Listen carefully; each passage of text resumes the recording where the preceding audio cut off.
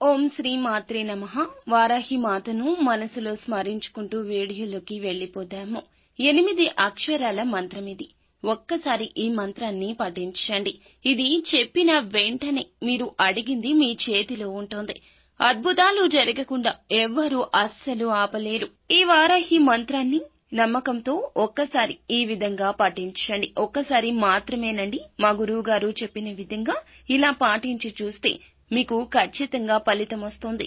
ఫలితం వచ్చిందని మీరే అంటారు. మీకు ఇంకా ఇతరత్రా ఎటువంటి సమస్యలు ఉన్నా, సందేహాలు ఉన్నా, భార్యాభర్తల సమస్యలు, సంతాన సమస్యలు, స్త్రీ పురుష వశీకరణం చేయబడును. మూడవ కంటికి తెలియకుండా పరిష్కార మార్గాన్ని చూపించగలరు. మా గురువు గారికి నమ్మకంతో కాల్ చేసి మీ సమస్య ఏదైనా సత్వరమే పరిష్కరించుకోండి. మేము ఏ పని చేసినా కలిసి రావడం లేదు, మా యొక్క కోరిక నెరవేరడం లేదు అని బాధపడేవాళ్లు ఇలా చేస్తే చాలండి.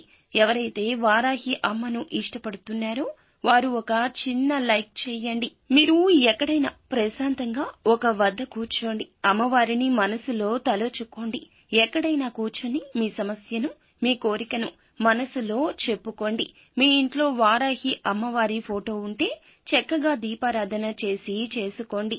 అయితే మీ ఇంట్లో అమ్మవారి ఫోటో లేదు, విగ్రహం లేదు అన్నవాళ్లు అమ్మని మట్టి దీపారాధన పెట్టి మట్టి ప్రమిదలో దీపారాధన చేసి వారాహి అమ్మగా భావించి ఈ పరిహారం చేయండి.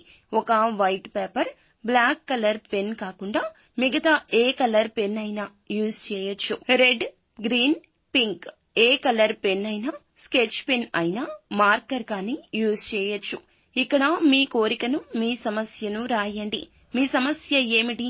ఉదాహరణకు అప్పులు తీరాలి అని రాయండి. లేదా మీ కోరిక ఏదైనా ధనం రావాలి, జాబ్ రావాలి, ప్రమోషన్ రావాలి, సాలరీలో ఇంక్రిమెంట్ ఉండాలి, సంతానం కలగాలి. ఇలా మీరు రాసుకున్న తరువాత 7 సార్లు ఈ అత్యంత శక్తివంతమైన మంత్రాన్ని రాయండి. ఓం యంగ్ శ్రీం యంగ్ 777 3 7లు అని రాయండి. ఓం యంగ్ శ్రీం యంగ్ 3 7లు ఇలా రాయండి. ఖచ్చితంగా మీరు ఇలా 7 సార్లు రాసుకోండి. ఆ యొక్క పేపర్ మీద అప్పులు తీరాలి అని రాసిన తరువాత వరుసగా 7 సార్లు ఈ మంత్రాన్ని రాయండి. 3 రోజుల్లోనే ఖచ్చితంగా జరిగి తీరుతుంది. కాలభైరవుణ్ణి, వారాహి అమ్మను తలుచుకుని ఈ విధంగా చేయండి. ఏ సమయంలో చేయాలంటే ఏ సమయంలో అయినా చేయవచ్చును. ఇందులకు రూల్స్ అయితే ఏమీ లేవండి.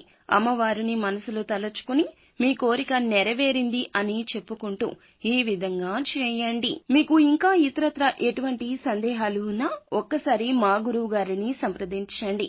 ఈ నెంబర్కి కాల్ చేసి మా గురువు గారికి మీ యొక్క సమస్యలు చెప్పుకుని సత్వర పరిష్కారం పొందండి.